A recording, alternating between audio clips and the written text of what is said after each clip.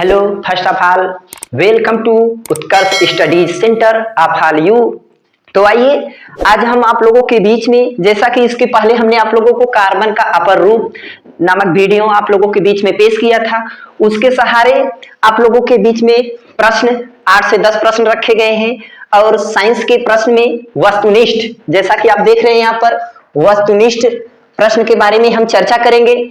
तो आइए देखते हैं हम। हमारा पहला प्रश्न है, क्या है? कार्बन का क्रिस्टलीय रूप क्या है?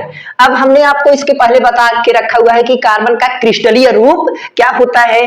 तो क्रिस्टलीय में देखिए जंतु चारकोल पहला विकल्प है, ए वाला जंतु चारकोल, ग्रेफाइट, कोयला, लकड़ी का चारकोल। अभी हमने अपने अगले वीडियो में क्रिस्टलीय और अक्रिस्टलीय के बारे में चर्चा किया था। तो आपका क्रिस्टलीय पूछा है, क्रिस्टलीय में हमारा क्या था? ग्रेफाइट था, हीरा था, फुलरीन था। तो इसमें आप देखिए कहां पर है ग्रेफाइट, यही आपका आंसर हो जाएगा। ये आपका है क्रिस्टलीय अपर रूप। उसके बाद आपके जंतु चारकोल, कोयला, लकड़ी का चारकोल, ये हमारा क्या है? अक्रिस्टलीय अपर रूप है। तो आइए अब दूसरे प्रश्न पर चलते हैं। दूसरा प्रश्न, निम्नलिखित पदार्थों में किसमें कार्बन नहीं पाया जाता? वेरी वेरी मोस्ट इंपोर्टेंट है ये क्वेश्चन आप लोगों के लिए। देखिए क्या कहा है, निम्नलिखित पदार्थों में से किसमें कार्बन नहीं पाया जाता है? तो देखिए कोयले में तो ऑलरेडी कार्बन पाया जाता है, सबसे ज्यादा मात्रा में कार्बन कोयले में पाया जाता है। यह इसमें पूछा है कि नहीं पाया जाता है। तो चीनी, अब चीनी का सूत्र आप अगर देखेंगे तो चीनी का सूत्र होता है C12 H22O11। तो ये आपका चीनी का सूत्र होता है। तो चीनी का सूत्र में आपका कार्बन है कि नहीं? तो इसका मतलब इसमें भी कार्बन पाया जाता है, इसमें भी कार्बन पाया जाता है। रोटी अगर हम बनाते हैं जल जाती है तो इसमें भी क्या होती है? कार्बन पाया जाता है। यही नमक जो होता है, नमक में कार्बन नहीं पाया जाता क्योंकि इसका सूत्र होता है NaCl। इसमें सोडियम और क्लोरीन धातुएं हैं, इसमें कार्बन नहीं है, इसलिए आपका नमक में कार्बन नहीं पाया जाता है, इसलिए आपका नमक विकल्प आपका करेक्ट हो जाएगा। आइए चलते हैं तीसरे नंबर क्वेश्चन पर। क्या है? प्रकृति में कार्बन पाया जाता है केवल मुक्त अवस्था में। क्या है?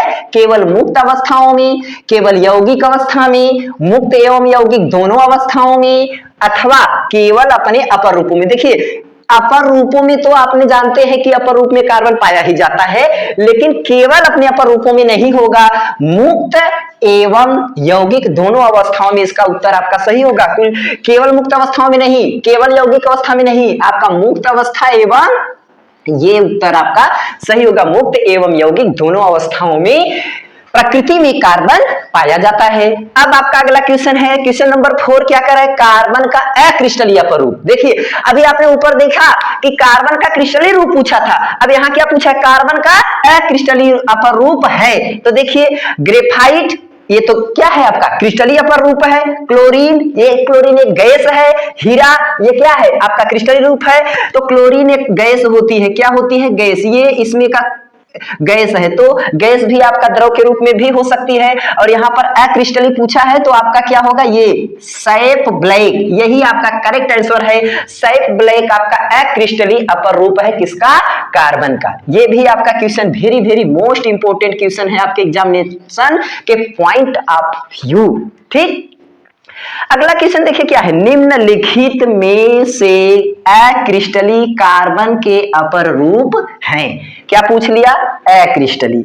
तो देखिए बार बार आप लोग वही क्वेश्चन देख रहे हैं। देखिए क्या है कि अक्रिस्टलीय का मतलब होता है कि जो हमारे ठोस अवस्था में एकदम परिपक्व में ना हो। क्या है? अब जैसे देखिए अक्रिस्टलीय में ये तो आपका क्या है? ग्रेफाइट क्रिस्टलीय रूप है, हीरा भी क्रिस्टलीय रूप है, और फुलरीन जो कि क्या है? यह भी क्रिस्टलीय है। यही आपका आंसर हो जाएगा। सुगर चारकोल ही आपका करेक्ट आंसर है, यही आपका करेक्ट आंसर हो जाएगा। क्या होगा?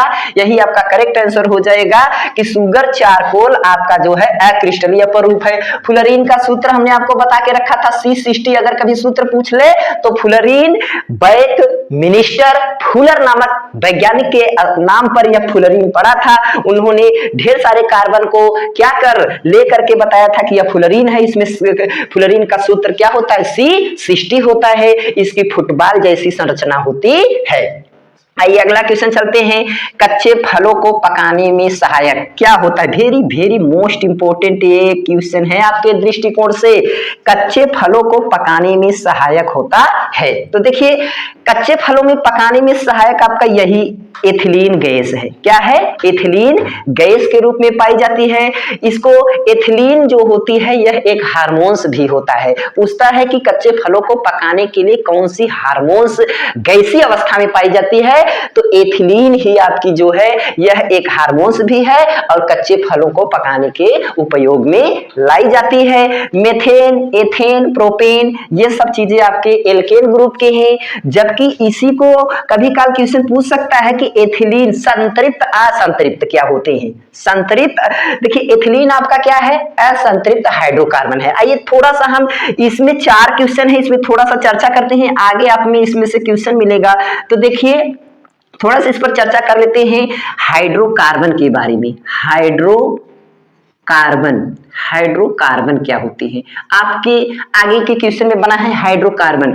तो देखिए हाइड्रोकार्बन जो होता है वे कार्बनिक यौगिक, आपके संक्षिप्त क्वेश्चन में 60 में ये क्वेश्चन बना है कि हाइड्रोकार्बन क्या होते हैं, तो आप बता सकते हैं कि हाइड्रोजन और कार्बन से मिलकर बने हुए यौगिकों को हाइड्रोकार्बन कहते हैं। हाइड्रोकार्बन मुख्य रूप से 2 प्रकार का होता है। अब इसकी 2 शाखाएं होती है। क्या क्या होती है? 2 शाखाएं। एक होती है संतृप्त हाइड्रोकार्बन। क्या होती है? संतृप्त हाइड्रोकार्बन। ठीक, ये है संतृप्त हाइड्रोकार्बन। और दूसरा आपका होता है असंतृप्त हाइड्रोकार्बन। क्या होता है? असंतृप्त हाइड्रोकार्बन। असंतृप्त हाइड्रोकार्बन बहुत ही मोस्ट इंपोर्टेंट है। यहां से 5-7 क्वेश्चन आपके लिए बहुत ही इंपोर्टेंट बनेंगे। कैसे पूछेगा? हाइड्रोकार्बन किसे कहते हैं, तो आप बताओगे कि हाइड्रोजन, या इसे हाइड्रोजन और कार्बन से मिलकर के जो बने हुए यौगिक होते हैं उसे हाइड्रोकार्बन कहते हैं। हाइड्रोकार्बन मुख्य रूप से 2 प्रकार के होते हैं, संतृप्त हाइड्रोकार्बन और असंतृप्त हाइड्रोकार्बन। अब संतृप्त हाइड्रोकार्बन क्या होते हैं? संतृप्त हाइड्रोकार्बन को ही एल्केन बोला जाता है। क्या बोला जाता है? एल्केन बोला जाता है। और एल्केन में हमेशा सिंगल बॉन्ड होते हैं। क्या होते हैं? सिंगल बॉन्ड होते हैं। इसमें हमेशा आपका सिंगल बॉन्ड होता है, सिंगल बंध पाया जाता है। ठीक, और ये जो असंतृप्त हाइड्रोकार्बन है, एल्केन का सूत्र होता है CnH2n+2। बहुत ही मोस्ट इंपोर्टेंट, आगे की क्लास में आपका क्वेश्चन बना हुआ है, इसी टॉपिक में क्वेश्चन बना हुआ है। एल्केन का सामान्य सूत्र क्या होता है? CnH2n+2। अब असंतृप्त हाइड्रोकार्बन को क्या बोलते हैं? इसमें 2 नाम से जाना जाता है। किस नाम से? एल्कीन तथा एल्काइन। ये अब एल्कीन का सूत्र क्या होगा? यही केवल 2 हटा दो, एल्कीन का सूत्र हो जाएगा। एल्काइन का सूत्र बताना है तो यही माइनस लिख दो, ये एल्काइन का सूत्र हो जाएगा। एल्केन का पूछे तो Cn, ये आपका क्या है? अच्छे से सूत्र है CnH2n+2। यह है आपका एल्केन का सूत्र। अब यही 2 हटा दो तो आपका क्या हो जाएगा? आपका हो जाएगा एल्कीन CnH2n। यह एल्कीन का सूत्र हो गया। एल्काइन का सूत्र क्या होगा? CnH2n-2। जब यही प्लस के स्थान पे माइनस लग गया तो यह आपका एल्काइन का सूत्र हो गया। अब कभी कभी इस पर यौगिक पूछ लेते हैं, इसी सूत्र पर अगर रखेंगे। अब इसमें n बराबर क्या रखेंगे? n बराबर 1 रखोगे तो आपका पहला यौगिक आ जाएगा। एल्केन का फार्मूला तो 1 रखोगे तो क्या होगा? C1 और 2 1 का 2 2 4, तो पहला यौगिक आ जाएगा CH4। और CH4 आपका क्या है? आपका एल्केन का उदाहरण है। कहीं पर भी पूछे कि एल्केन के अणुसूत्र या एल्केन के उदाहरण क्या है? CH4। दूसरा रखोगे n बराबर 2, n बराबर 3, इसी तरीके से रखोगे तो क्या यहां रखोगे? 2 C2 आया, तो उसके बाद इसको रखोगे 3 दूनी 6 2 8, तो ये आपका क्या आ जाएगा? C2H8। इसी तरीके से इसमें जितने भी आप 1 2 3 रखते जाएंगे एल्केन के यौगिक प्राप्त होते चले जाएंगे। और एल्कीन में यहां से यह n बराबर 1 नहीं रखा जाता, यह n बराबर 2 से रखा जाता है। 2 3 4 से रखोगे तो फल। इसका पहला सूत्र जो होगा इसको क्या बोलेंगे, यहां रखोगे C2H 2 दूनी 4, यही आपका क्या है, एथिलीन। क्योंकि एक कार्बन होता है तो उसको मेथ बोलते हैं, 2 कार्बन होता है तो उसको एथ बोलते हैं, 3 कार्बन होता है तो प्रोप, 4 कार्बन होता है तो ब्यूट, 5 कार्बन होता है तो पेंट, 6 कार्बन होता है तो हेक्स, 7 कार्बन होता है तो हेप्ट। तो आप लोगों को 5 कार्बन तक याद रखना है। क्यों? क्योंकि इसमें क्वेश्चन बने हैं। आपका जो होता है यहां पर देख लीजिए, एक C1 रहेगा तो क्या बोलेंगे, मेथ, भूलना मत, मेथ, क्या बोलेंगे, मेथ। और C2 रहेगा तो क्या बोलेंगे, एथ, क्या बोलेंगे, एथ। C3 रहेगा तो क्या बोलेंगे, प्रोप, क्या बोलेंगे, प्रोप। C4 रहेगा तो क्या बोलेंगे, C4 रहेगा तो ब्यूट, क्या बोलेंगे, ब्यूट। और C5 रहेगा तो क्या बोलेंगे, पेंट, क्या बोलेंगे, पेंट। तो इस तरीके से पहला नंबर कार्बन किसी भी यौगिक में आएगा मेथ, दूसरा नंबर एथ, ये क्या है, एथ है, तीसरा प्रोप, चौथा ब्यूट, पांचवा पेंट। अब नाम रखना होगा, अगर एन इसमें हमेशा सिंगल बॉन्ड आता है, इस सूत्र में रखोगे तो एक कार्बन जब रहेगा तो उसको कहेंगे हम इसको मेथेन। इसमें 2 कार्बन आ गया, इसका नाम रखोगे तो इसी के लास्ट में एथ, एथ बोलोगे 2 नंबर वाले कार्बन को, उसी में एन लगा दोगे तो एथेन। अब यह इसी में रखा जाएगा तो क्या हो जाएगा, प्रोपेन, ब्यूटेन, पेंटेन। इसी तरीके से आपके एल्केन के नाम बनते चले जाएंगे। ठीक, अब अगर हम कहना चाहें इसी तरीके से, जब हम इसके असंतृप्त हाइड्रोकार्बन आएगा तो इसमें अगर आप सूत्र में रखोगे जैसे C2H4, अब इसमें 2 कार्बन से है तो 2 कार्बन एथ है, इसमें क्या लगेगा, इसमें एल्कीन, इसके लास्ट में इन लगेगा तो क्या हो जाएगा, इसका नाम एथीन हो जाएगा। इसी तरीके से अगर तीसरे में आएगा तो प्रोपीन, इसका फर्स्ट वाला नहीं बनता है, यहीं से शुरू होता है एथिनीन, इसी का नाम है एथीन, लेकिन इसी को एथिलीन भी बोलते हैं। क्या बोलते हैं, एथिलीन। यही आपका कच्चे फलों को पकाने वाली गैस भी है। उसके बाद आपका अगर इसी में 4 रखोगे तो ब्यूटीन, 5 रखोगे पेंटीन, इसमें रखोगे तो आइन आएगा लास्ट में। अब जैसे इसमें रखोगे तो क्या हो जाएगा, अब यह भी 2 से फॉलो करता है, 3 पहले से नहीं, तो क्या है, आइन, एथाइन, प्रोपाइन, ब्यूटाइन, पेंटाइन, इसी तरीके से आपका आता चला जाएगा। तो ये हुआ। अब कच्चे फलों को पकाने में सहायक है, हमने आपको बताया एथिलीन, और इसका सूत्र यही हो गया, क्या है, C2, यही है C2H8। कभी कभी पूछ ले कि एथिलीन का आणविक सूत्र क्या होता है, तो C2H8, चूंकि हमने यहां पर रख के आपको दिखा दिया। अब यही एक हार्मोन्स भी है, यही कच्चे फलों को पकाने वाली गैस भी है, लेकिन ये किसका सूत्र है, एल्कीन के अंतर्गत आती है। किसके अंतर्गत, एल्कीन के अंतर्गत, एल्केन के अंतर्गत नहीं आती। ये देखिए एल्कीन है ना, C2, एक मिनट, इसमें कितने नंबर आप कार्बन है, तो C2H4 होगा, सॉरी C2H4 है ना, C2H4, इसका अणुसूत्र C2H4 होगा। क्या होगा, C2H4, ये है आपका एथिलीन। फिर मेथेन, अब देखो मेथेन इसके अंतर्गत है, ये सब क्या है, एल्केन है, मेथेन, एथेन, प्रोपेन, आपका सब क्या है, ये आपका एल्केन के अंतर्गत है। फिर आइए देखते हैं क्या है हमारा DDT, very very most important. DDT क्या है, देखिए DDT एक कीटनाशी दवा है। पहले के लोग जब ये गैमेक्सिन, फाइडाल नहीं हुआ करता था तो एक पाउडर जैसी संरचना होती, पाउडर जैसा पदार्थ होता था सफेद कलर का, वही DDT है। जब गन्ने उन्ने की बुआई होती थी तब उसमें छिड़काव करते थे, जैसे कि उसमें देवका वगैरह, कीट वगैरह न लग सके, इसीलिए DDT आपका क्या है, यह कीटनाशी है। लेकिन आजकल बहुत ही तेज गति से, और इसका देखिए डाइक्लोरो, फिनाइल ट्राइक्लोरोइथेन इसका पूरा नाम है। कभी भी अगर इसका पूरा नाम पूछा जाए क्या होता है, DDT, डाइक्लोरो डाइफेनिल ट्राइक्लोरोएथेन। क्या, डाइक्लोरो डाइफेनिल ट्राइक्लोरोइथेन इसका पूरा नाम होता है, और यह क्या होती है, कीटनाशी दवा होती है, इसलिए आपका यह उत्तर सही होगा। अब खरपतवारनाशी, खरपतवारनाशी क्या होता है, खरपतवारनाशी जो होती है वह 2,4-D, यह खरपतवारनाशी एक रसायन होता है।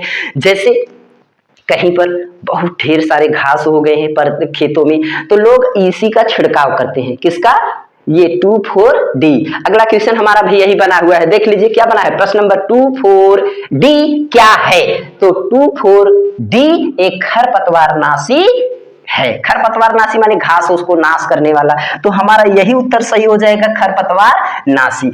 और यहाँ पर देखिए क्या था, यही हमने बताया, यहाँ पर डीडीटी था, डीडीटी एक कीटनाशी दवा है, ठीक। और यहाँ पर 2,4-D क्या है, 2,4-D आपका एक क्या है, खरपतवार नाशी यानी कि घास को जलाने वाली ये एक रसायन है। उसके बाद ये देखिए संतृप्त हाइड्रोकार्बन का अणुसूत्र, अभी अभी हमने आपको देखिए यहाँ बताए हैं, बताओ संतृप्त हाइड्रोकार्बन यही है, तो अणुसूत्र यही कहीं पर होगा, देखिए CnH2n+2, तो यही आपका उत्तर हो गया, ठीक।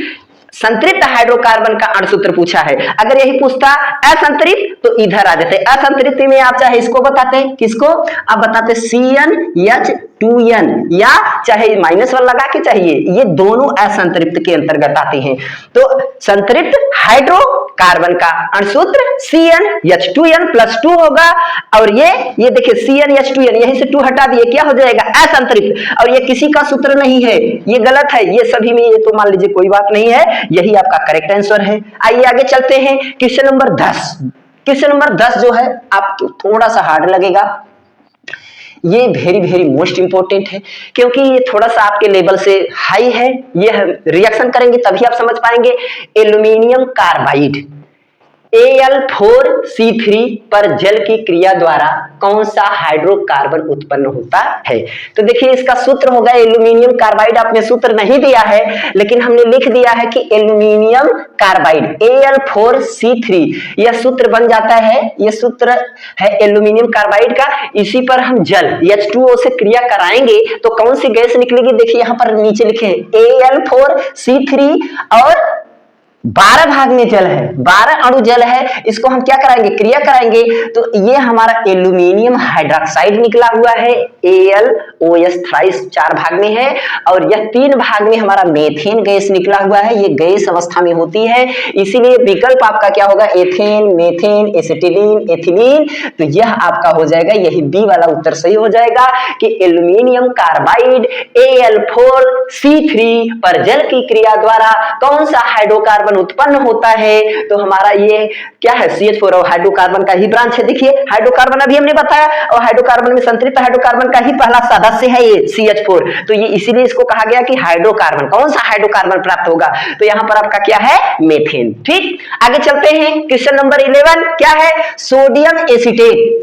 सोडियम एसीटेट को क्या है, सोडियम एसीटेट को सोडा लाइम के साथ गर्म करने पर कौन सा गैस निकलती है। रिएक्शन देखिए क्या है, यही सोडियम एसीटेट है, क्या है, CH3COONe। अब देखिए अगर यह हमारा सिरका है CH3COOH, अगर हम इसको कह देते हैं तो यह सिरका का सूत्र है, CH3COOH, इसको बोलते हैं सिरका, क्या बोलते हैं, सिरका, इसको हम सिरका बोलते हैं। अब इसी सिरका को विनेगर बोला जाता है, क्या बोलते हैं, आजकल विज्ञान के भाषा में सिरका न कर करके विनेगर बोला जाता है, तो ये क्या है, विनेगर, विनेगर। अब इसको हम किस लिए बता रहे हैं, आगे आपको काम देगा।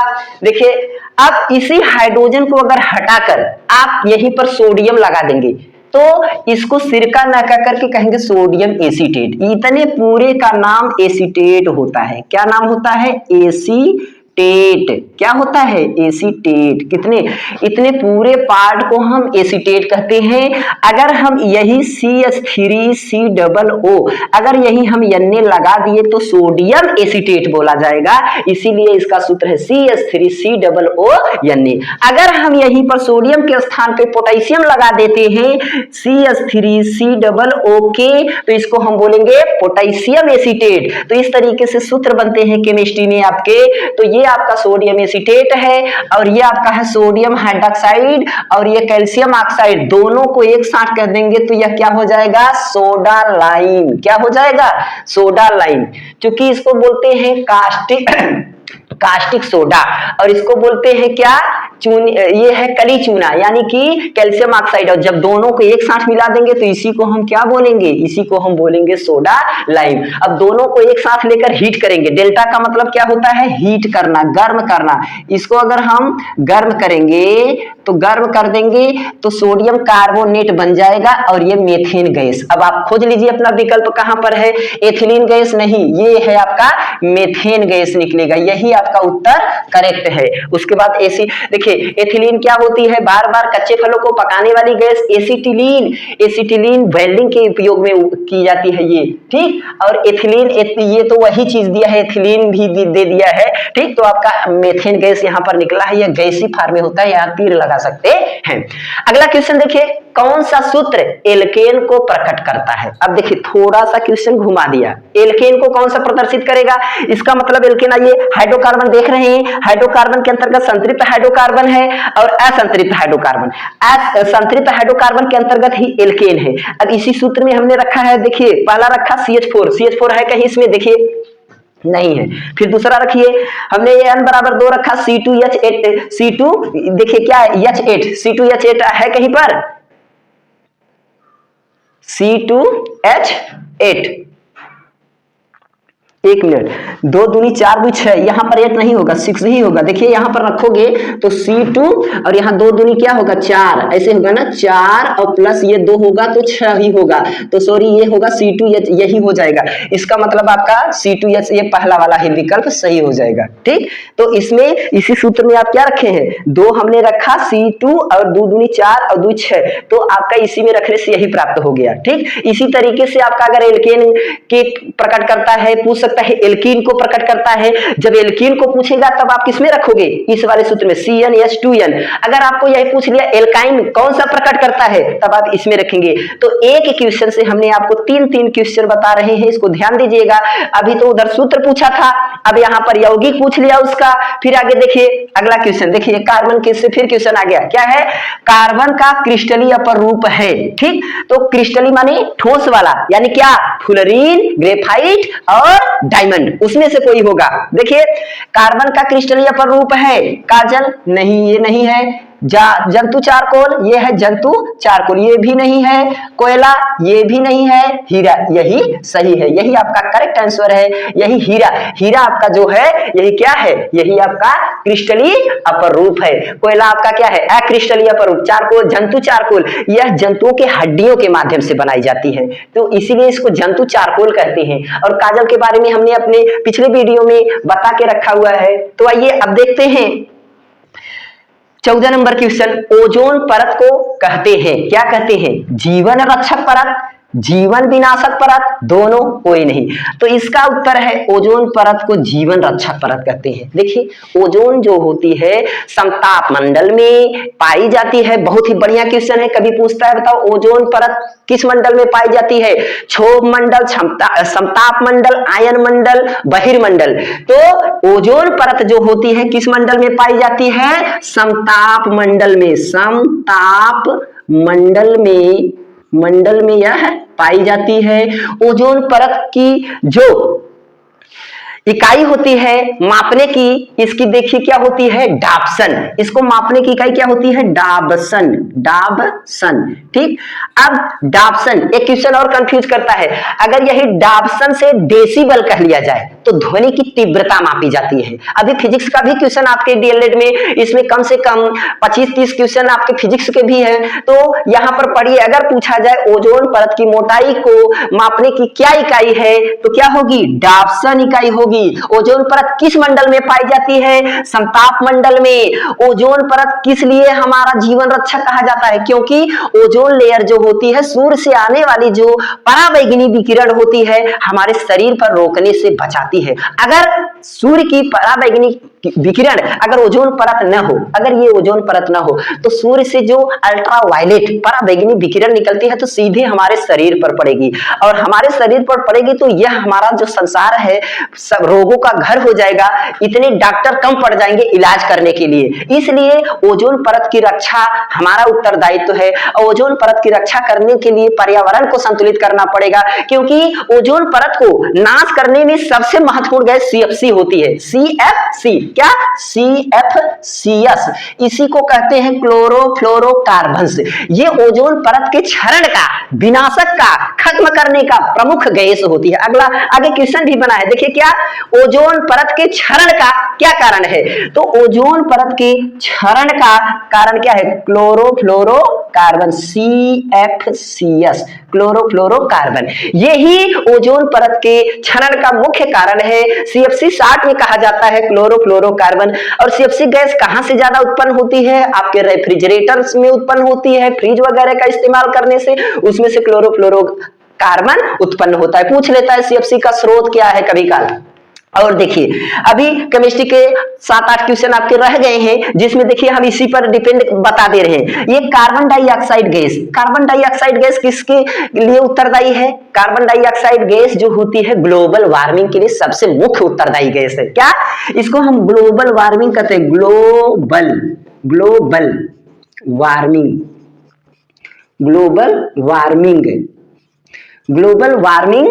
ग्लोबल वार्मिंग को ही हरित गृह प्रभाव कहा जाता है, यानी कि जिसे ग्रीन हाउस इफेक्ट के नाम से जाना जाता है। ग्लोबल वार्मिंग या ग्रीन हाउस प्रभाव, जिसे आप कहते हैं वैश्विक तापमान, इसका 3 नाम है। क्या? ग्लोबल वार्मिंग, हरित गृह प्रभाव, या फिर कह सकते हैं वैश्विक तापमान के लिए मुख्य उत्तरदायी गैस कौन सी है? तो क्या हो जाएगा? Carbon dioxide. इसका फार्मूला होता है CO2। क्यों? अब ये ग्लोबल वार्मिंग क्या होता है? जिस क्षेत्र में गर्मियों की वजह से या भट्ठों से निकलने वाली कार्बन डाइऑक्साइड गैस की मात्रा का अधिक हो जाता है, और जहां पर तापमान अधिक हो जाता है तो वहां छाते जैसा एक आवरण बन जाता है, और वहां पर कार्बन डाइऑक्साइड गैस की मात्रा अधिक हो जाती है। उसी को ग्लोबल वार्मिंग या वैश्विक तापमान या हरित गृह प्रभाव कहा जाता है। पूछा है आपके संक्षिप्त क्वेश्चन में ग्लोबल वार्मिंग किसे कहते हैं? तो क्या बताएंगे आप कि विभिन्न प्रकार के जलन दहन से जो कार्बन डाइऑक्साइड गैस उत्पन्न होती है हमारे वायुमंडल में, जिस क्षेत्र में कार्बन डाइऑक्साइड की मात्रा अधिक हो जाती है तो वहां का तापमान अधिक हो जाता है, और उस क्षेत्र में एक छाते जैसा आवरण बन जाता है। उसी छाते जैसे आवरण को ग्लोबल वार्मिंग या हरित गृह प्रभाव, या हम कह सकते हैं वैश्विक तापमान, इंग्लिश में इसको बोला जाता है ग्रीन हाउस इफेक्ट। ठीक, तो ये है। अब कार्बन डाइऑक्साइड आपका हो गया, और क्लोरोफ्लोरोकार्बन ओजोन परत के लिए उत्तरदायी है। कार्बन डाइऑक्साइड गैस किसके लिए? ग्रीन हाउस प्रभाव के लिए उत्तरदायी है। एक और ही अजूबा question, very very most important question है, सल्फर डाइऑक्साइड।